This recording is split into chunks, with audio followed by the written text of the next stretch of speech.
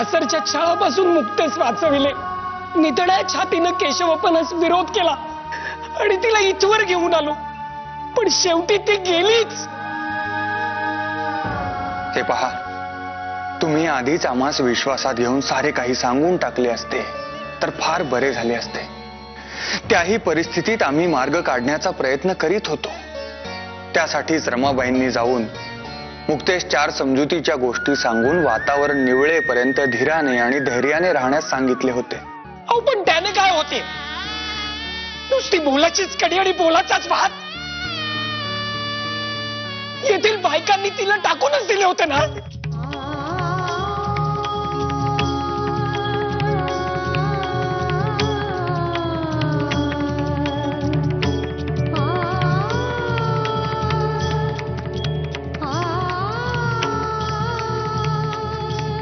हे बघा, आम्हास बोल लावायच्या आधी ना 4 वेळा विचार करा. अहो, तुमची मुक्ता प्रत्यक्षात विधवा असताना रानड्यांच्या वाड्यामध्ये सवाष्णपणाचं सोंग घेऊन वावरली. याचा अर्थ कळतो का तुम्हास? नाही, तुम्हास नसेल हो धर्माची चाड, पण आम्हास तरी आहे ना. अहो, गोविंदराव रानड्यांचे घर आहे हे. या घरामध्ये असा भ्रष्टाचार करताना लाज नाही वाटली? सुभद्रा काकू, शांत व्हा. श्रीराम, तुम्ही तुमच्या बहिणीवर दडपण आणून ती सवाष्णपणाचे सोंग आणावयास सांगितले नसते तर बरे झाले असते. अतिशय वाईट पद्धतीने हे सोंग उघडकीस आले. हा धक्का त्यास सोसला नसावा. आम्ही तुमच्या पाठीशी आहोत असे विश्वासात घेऊन रमाबाईंनी त्यास सांगितले होते, परंतु आता काय अर्थ आहे पण परंतुला? सांगा ना, काय अर्थ आहे? माझी बहीण जायची ती गेलीच. तुमचा काडीचाही आधार मिळाला नाही आम्हास. खरं तर रानडे उपनामाचा अभिमान वाटत होता तुमच्यामुळे, पण आता मात्र तिरस्कारच वाटतो.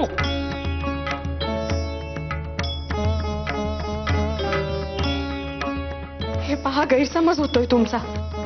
उलट तुम्ही केशवपणास विरोध केलात म्हणून सार्वजनिक सभेतर्फे तुमचा सत्कार करण्याचे योजत होते स्वतः, आणि मुक्ताच्या पुनर्विवाहाची जबाबदारी भांडारकर आणि सार्वजनिक काकांना घेण्यास सांगितले होते स्वतःनी. तेव्हा स्वतःना दूषणे देण्याऐवजी आधी जाऊन आपल्या बहिणीस शोधा आणि तिला धीर द्या. म्हणावे, आम्ही सारी जणे आणि सार्वजनिक सभा तिच्या पाठीशी आहोत आणि तुम्ही तिच्यावर असे दडपण आणू नका. पण धीर देण्यास ती जिवंत तर असायला हवी.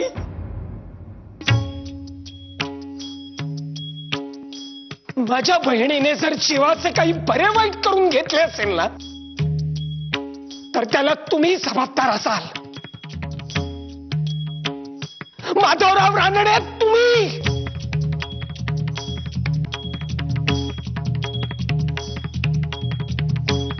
अरे देवा, तुम्ही जीव घेतलात माझ्या बहिणीचा.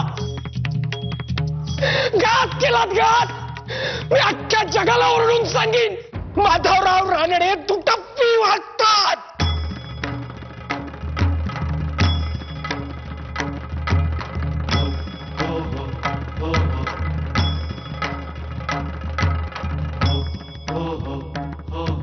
घात केलात तुम्ही, घात केलात. तुम्हीच घात केलात.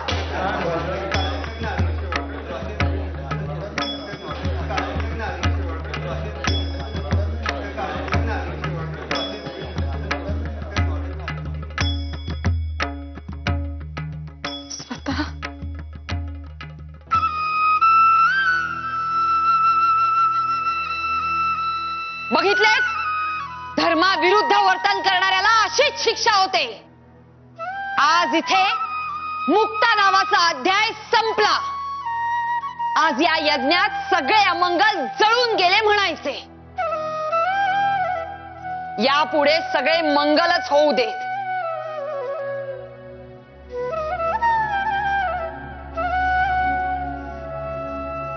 पडची बुवा, आरती सुरू करा. आरती तो तालिया. सुख करता दुख हरता वार्ता विघ्नाचे पूर्वे पूर्वे प्रेम कृपाजलाचे सर्वांगे सुंदर अतिशय दोलाचे शोभे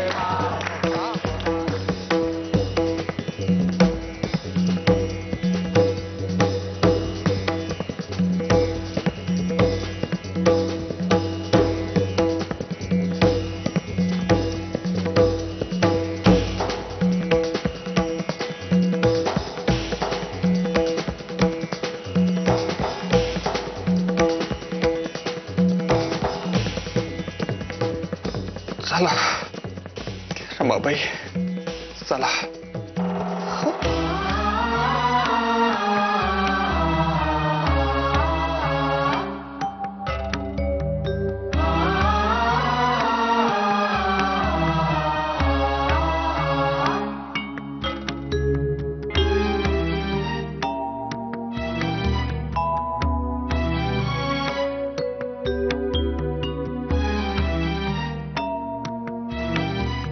आरती करून झालेली आहे. आरतीचं खाली ठेवा आणि तिथली फुलं घेऊन आपल्याला प्रार्थना करायची आहे.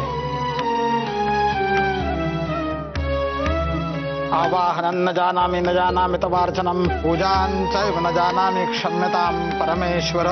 मंत्रहीनं क्रियाहीनं भक्तिहीनं सुरेश्वर. यत्पूजितं मया देव परिपूर्णं तदस्तु मे. अन्यथा शरणं नास्ति त्वमेव शरणं मम. तस्मात् कारुण्य भावेन रक्ष रक्ष परमेश्वर. गतं पापं गतं दुःखं गतं दारिद्र्यमेव च.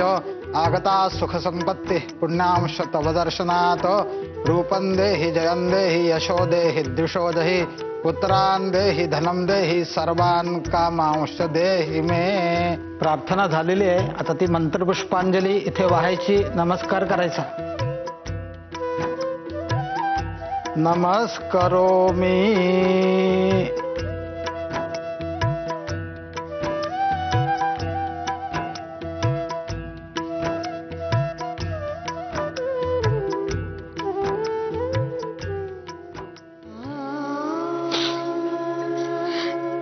असे नको होते व्हायला.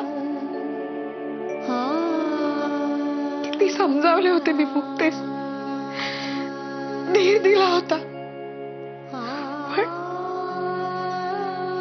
स्वतः ती सुखरूप असेल ना. शेवटी या साऱ्याच स्त्रियाच भरडल्या जातात. आम्ही बाबाच तिचा शोध घेण्यासाठी पाठवित आहोत. शिवाय सार्वजनिक काकांचाही निरोप द्यावयास सांगणार आहोत. हा श्रीराम रानडे आम्हास अत्यंत आताताई आणि हट्टी माणूस वाटला. कोणती गोष्ट ऐकण्याच्या मनस्थितीतच तो नाहीये. त्याने पुण्यात आल्याबरोबर प्रथम सार्वजनिक सभेशी संपर्क साधावयास हवा होता. मुक्ता सवाष्णपणाचे सोंग आणून त्याने आपल्या घरी पाठविले ही अत्यंत चमत्कारिक आणि चुकीची गोष्ट केली. माणसे भावनेच्या आहारी जाऊन असे काही चुकीचे वागतात की त्यांच्या चांगुलपणावरही पाणी पडते. ए बा, आपण शांत व्हा. आपल्या तब्येतीसाठी हा एवढा ताण चांगला नाही. आता भांडारकर पंतांनी आणि सार्वजनिक काकांनी घेतली आहे ना जबाबदारी, मग तुम्ही निश्चिंत राहा.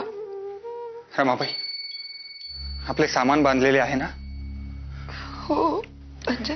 चला तर मग आत्ताच्या आत्ता नाशकास निघावयाचे. आता येथे क्षणभरही आम्हास थांबावयाचे नाही. हो पण पूजा. रमाबाई, चला, याचा अर्थ चला.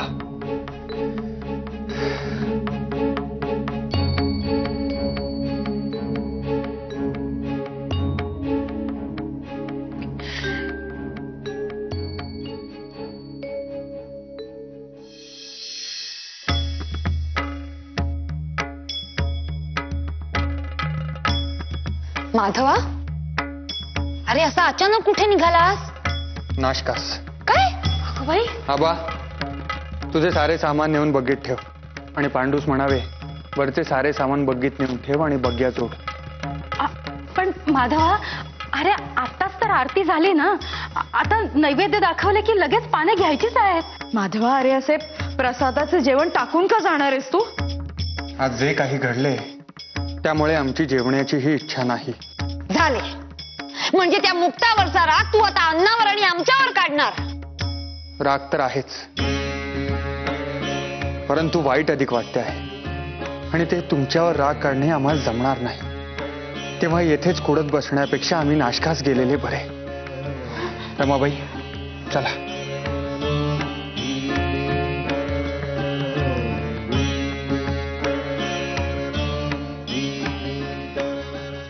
माधवा,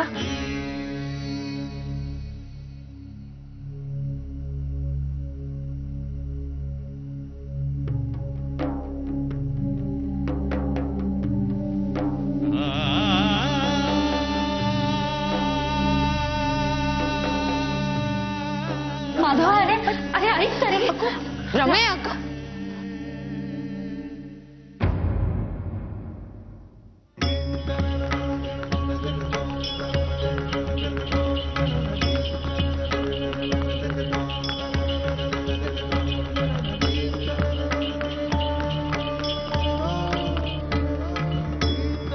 कोणत्याच प्रकारे कोणत्याच विचाराने चित्तात स्वस्थता लाभत नाहीये. मन अगदी अस्वस्थ झाले आहे. एकीकडे एका मुलीचे आयुष्य उद्ध्वस्त होण्याच्या मार्गावर आहे आणि दुसरीकडे आधी तिचे गुणगान गाऊन तिला नावाजून नंतर तिची शिवाशिव झाली म्हणून हवन आणि शांत केली जात आहे. तिच्या जाण्याने आनंद व्यक्त होतो आहे. हे अतिशय भयंकर आहे. आणि तिकडे तो श्रीराम स्वतःच्या बहिणीच्या केशवपनास विरोध करण्याचे धाडस दाखविले, परंतु तिला सकेशा विधवा म्हणून स्वतःच्या छत्रछायेखाली ठेवण्याऐवजी तिला सवाष्णपणाचे सोंग आणावयास सांगितले. सारेच आंधळे आणि सारेच हट्टी. असे राहावे तरी कसे अशा वातावरणात? म्हणून निघूनच आलो आम्ही. रमाबाई, आम्ही एकटेच बोलतो आहोत. तुम्ही काही बोलाल की नाही? आम्ही काय बोलणार? आपण निघा म्हटल्यावर आम्ही निघालो. हे काही आमच्या प्रश्नाचे उत्तर नव्हे. आम्ही असे तिथून निघून आलो हे तुम्हाला पटले की नाही ते सांगा. असा आतताईपणा आमच्या स्वभावात बसत नाही. पती जे सांगेल त्याप्रमाणे वागणे हा पत्नी धर्म असतो. तेव्हा त्या अर्थी म्हणावयाचे झाले तर मला आपले म्हणणे पटले असेच म्हणावयास असावे. रमाबाई, हे काय चालविले आहे आपण सध्या? बायको म्हणून हे पटले, रमा म्हणून ते पटले. स्वतः आपण नेहमी म्हणता नवमतवाद्यांना धारदार तलवारीवरून चालावे लागते नेहमी. घरातील मायेच्या मंडळींना सनातनी वागण्याबद्दल दोष द्यावा की वडील म्हणून त्यांची मने जपावी. यातील मधला मार्ग हा तलवारीच्या धारेसारखाच असतो. आमचेही तसेच समजावे. पत्नी म्हणून वेगळा विचार साधे मांडणे सुद्धा उद्धटपणाचे ठरते, परंतु रमा म्हणून वेगळा विचार मनी येतोच. या घटनेने कोणते विचार आले मनी आपल्या? आपण मुक्ताच्या बाजूने आहोत हे आपण अगदी सर्वांसमक्ष सांगितलेच होते. तेव्हा वडील मंडळी रागावलेली असतील. असे असताना निदान त्यांचे मन राखण्यासाठी म्हणून जर नैवेद्याचे जेवून निघालो असतो तर आता होते आहे ती मनाची अस्वस्थता तरी टळली असती. अहो, मग हे तेथेच सांगावयास काय झाले होते? ईश्वर, हसावयास काय झाले आता? इकडचा स्वभाव अगदी शांत आणि समंजस आहे असे म्हणतात सारी जणे. म्हणजे तसा तो आहेही, परंतु स्वभाव तितकाच संतापी सुद्धा आहे हे फक्त बायकोच ठाऊक असते हो. आणि स्वतः असे संतापाच्या भरात असताना मी जर चुकून काही बोलले असते तर मग कल्याणच व्हायचे होते माझे अगदी. बरे बरे, आता काय करावयाचे तेवढे सांगा. मामंजींनी धडा घालून दिलेलाच आहे, तेवढा गिरबावा म्हणजे झाले. आबा. होय दादा. बघ्या फिरव बाबा पुन्हा पुण्याकडे. होय. बघ्या परत पुण्याला फिरवा.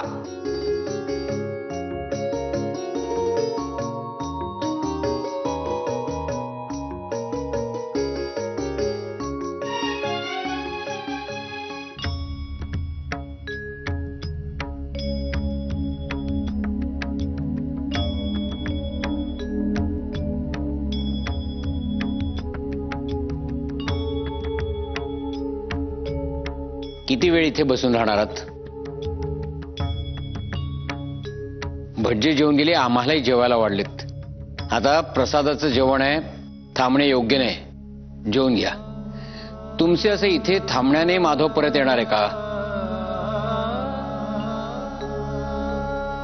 वृथा वाट बघू नका, आपल्या नित्यकर्माला लागा. आता घराची शांत केली आहे ना, सारे काही सुरळीत होईल. चला जेवून घ्या. बाळंबरची माधवा तर प्रसादाचे न जेवताच गेला हो. आमच्या घशाखाली नाही हो घास उतरायचा आता. आम्हाला कोणालाही जेवायचे नाही. पण आम्हास मात्र प्रचंड भूक लागली आहे, त्याचे काय?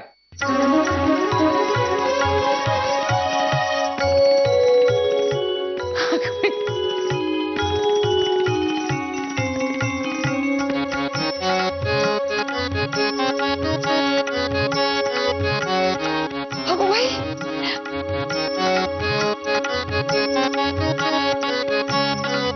अगोबाई, माधवा. सरळ जाऊन कान धरून जाब विचारूया त्यास. हो नारो बग्गी फिरवावया सांग उलट. अगोबाई अहो. अगं बाई अहो काय काय परत फिरवू शकत नाही की काय आम्ही? नाही म्हणजे आपण निघून जवळजवळ 3 घटका होऊन गेल्यात ना, म्हणून म्हटले. अहो 3 घटका काय, कोल्हापुरात तर नाही ना पोहोचलो आपण. अरे समजा कोल्हापुरातही आम्ही पोहोचलो असतो तरी उलट फिरवण्यासाठी काय कोणाची परवानगीची गरज आहे की काय? आमच्या मुलाचा आम्हाला जाब विचारायचा आहे, आम्ही तो कधीही विचारू शकतो. नारो बग्गी उलटी फिरव.